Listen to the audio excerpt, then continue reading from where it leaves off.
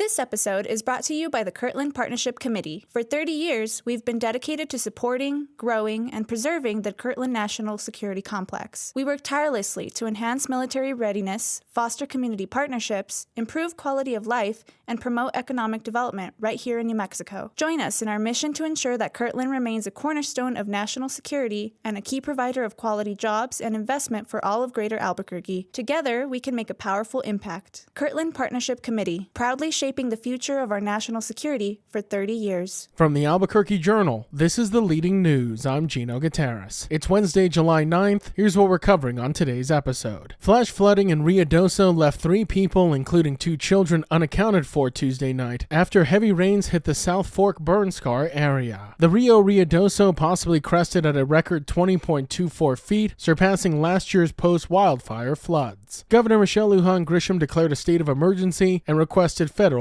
aid. Videos showed severe damage, including a house floating downriver and flooding at the Ruidoso Downs racetrack. Power outages affected over 300 homes, and gas crews responded to multiple leaks. Mayor Lynn Crawford said the flooding intensified rapidly during a council meeting, calling it worse than last year's disaster. While no fatalities have been confirmed, search efforts continue, and the community braces for possible mudslides. This is a developing story, and we encourage you to check abqjournal.com for any updates.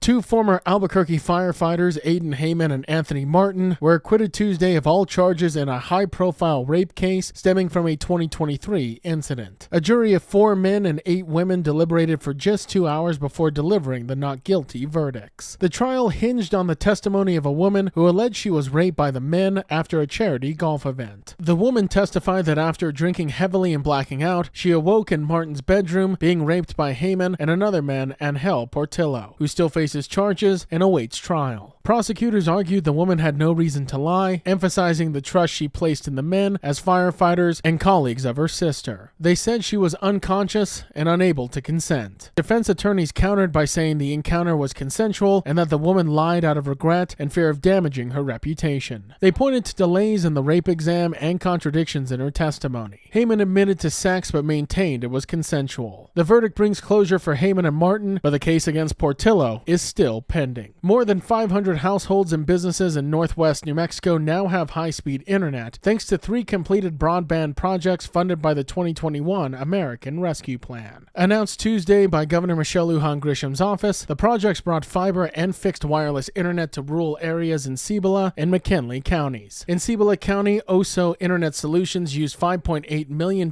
in federal funds and $2.3 million in matching company funds to install a 50-mile fiber network connecting over 560 homes in and around Ramon, despite challenging volcanic terrain. The fiber provides wildfire-resistant high-speed internet to Navajo families, enabling remote education, healthcare, and communication. In McKinley County, Ethos Broadband installed wireless systems serving 410 homes near Gallup, supported by $1 million in federal grants and $1 million in matching funds. These are New Mexico's first American Rescue Plan-funded broadband projects to be completed, with 19 more underway and 2 nearing completion in Luna and Chavez County. Doña Ana County Sheriff's Deputy Antonio Ailman, 33, died Tuesday evening after rear-ending a semi-truck on I-10 in Las Cruces during rush hour. The crash occurred around 5 p.m. in an area that had been affected by heavy road construction. Details about the crash, including vehicle speeds, remain unclear. Ailman, who had served with the Sheriff's Office since April of 2021, was taken to Mountain View Regional Medical Center where he died from his injuries. He is survived by his wife and 2 children. As rain fell over the city, law enforcement officers held a solemn procession escorting Ailman's body to the office of the medical examiner. Deputies will remain with him until he is laid to rest. The New Mexico Supreme Court ruled Monday that former Las Cruces police officer Brad Lundstrom can continue his push for a new trial in the 2022 killing of Presley Eze, lifting a stay that had paused proceedings. Lundstrom was convicted earlier this year of voluntary manslaughter after a fatal altercation during a police investigation at a gas station. The High Court also quashed a lower court order requiring a juror who had helped convict Lundstrom to testify. Lundstrom's defense argued the juror concealed anti-police bias, but the court sided with prosecutors who said compelling testimony would undermine juror protections. While the justices sealed records to protect the juror's identity, they allowed Lundstrom, who remains free on bond, to proceed with his motion for a new trial based on procedural errors. The ruling underscores the court's stance on preserving juror privacy and the integrity of verdicts. And a city committee has sided with Mayor Tim Keller's administration in a dispute over ambulance staffing, effectively blocking a city council-backed policy that would have required 2 paramedics on rescue calls. The Intragovernmental Conference Committee, or ICC, voted 2-1 Monday to overturn the council's March decision. This allows Albuquerque Fire and Rescue to move forward with a plan to replace 1 paramedic with a firefighter trained as a basic EMT. The ICC ruled the council overstepped its authority, affirming the mayor's executive power over department staffing. The decision sparked backlash from council members and the Firefighters Union, who say the policy was based on field data and crafted in collaboration across party lines to improve public safety. Councillor Dan Lewis accused the mayor of taking medics to court instead of working with them, while Union President Miguel Tittman warned that staffing changes could weaken emergency responses. AFR Chief Emily Jaramillo defended the move, calling it a service improvement and urging focus on public benefit over politics. The Leading News is powered by the journalism of the Albuquerque Journal. If you enjoy hearing all of the stories we share with you here daily, please consider becoming a digital subscriber to the Journal by utilizing the discount code in our show notes. Every subscription helps support local journalism and allows us to provide you with the news that matters to you. Now taking a look at Albuquerque's weather forecast. Today will be sunny and hot with a high near 100 degrees, and this evening mostly clear with a low around 73. To keep up with all the latest news from the Albuquerque Journal, you can visit our website at abqjournal.com. That's the Leading News. I'm Gino Gutierrez. We'll be back tomorrow.